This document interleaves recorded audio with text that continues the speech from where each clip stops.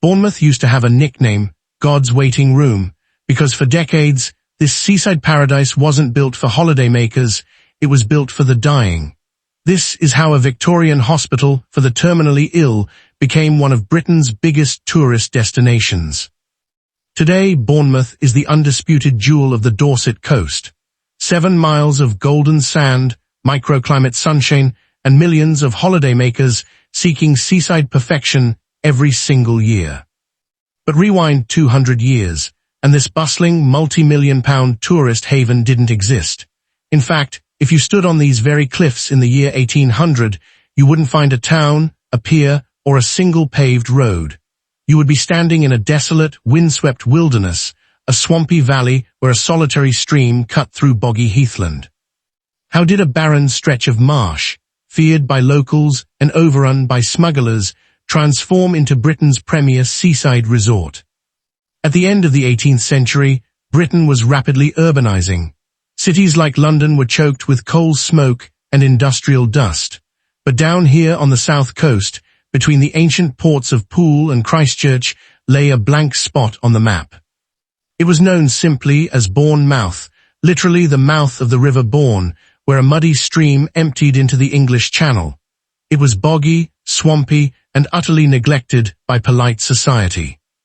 The swampy ravines, known locally as chines, were a nightmare for farmers, but a paradise for criminals.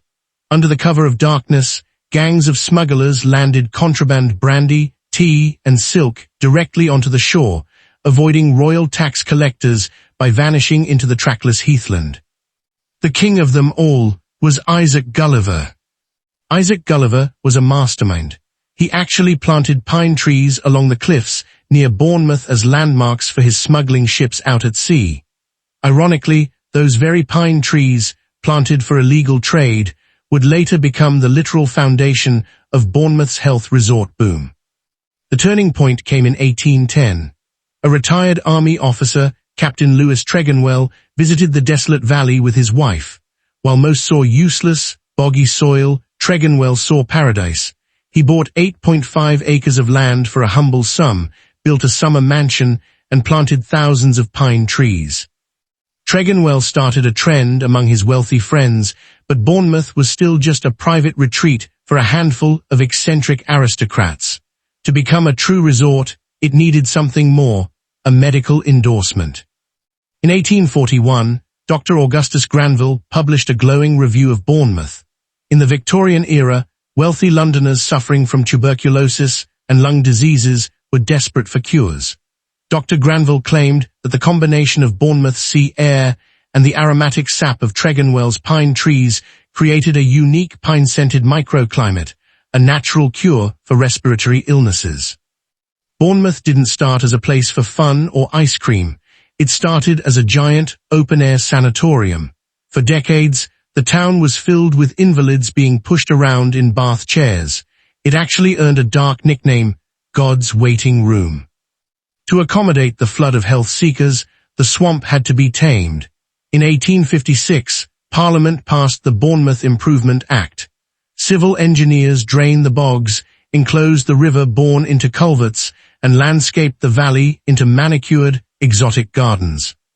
Then came the spark that transformed a quiet health retreat into a mass holiday phenomenon, the railways. Before the railway arrived in 1870, getting to Bournemouth from London took a grueling 12-hour coach journey. The train slashed that time down to under 2 hours. Suddenly, Bournemouth wasn't just for the dying wealthy, it was open to the working and middle classes of industrial Britain. Bournemouth became the fastest-growing town in Victorian Britain. Grand hotels shot up along the cliffs. In 1880, a magnificent 838-foot iron pier was opened by the Lord Mayor of London, allowing excursion steamers to bring in thousands of day-trippers every week. By the 1930s, Bournemouth had shaken off its somber reputation as an invalid town. It emerged as Britain's premier holiday destination, a place of elegance, seaside entertainment, and Mediterranean-style glamour. Famous writers like J.R.R. Tolkien, Mary Shelley, and Robert Louis Stevenson moved here, drawn by the unique coastline and peaceful pine woods. During World War II, the town hosted thousands of Allied troops before serving as a vibrant hub during the post-war holiday. But Bournemouth wasn't just built for sea, air and holidays. By the 1890s, this growing seaside town needed something else, something for the working people.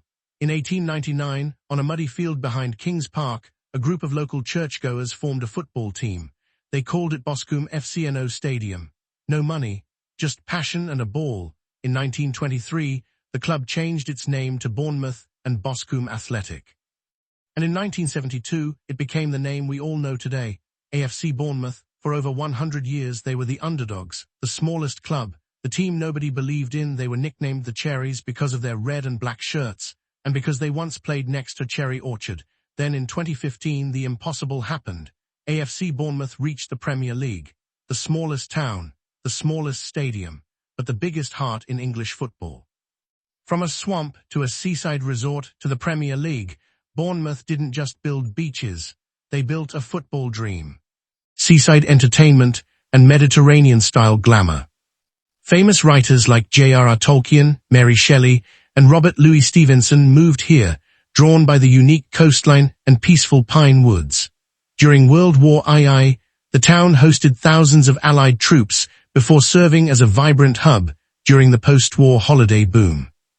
It is almost impossible to imagine that beneath these award-winning parks, paved squares, and luxury beachfront property lies a swamp that nobody wanted.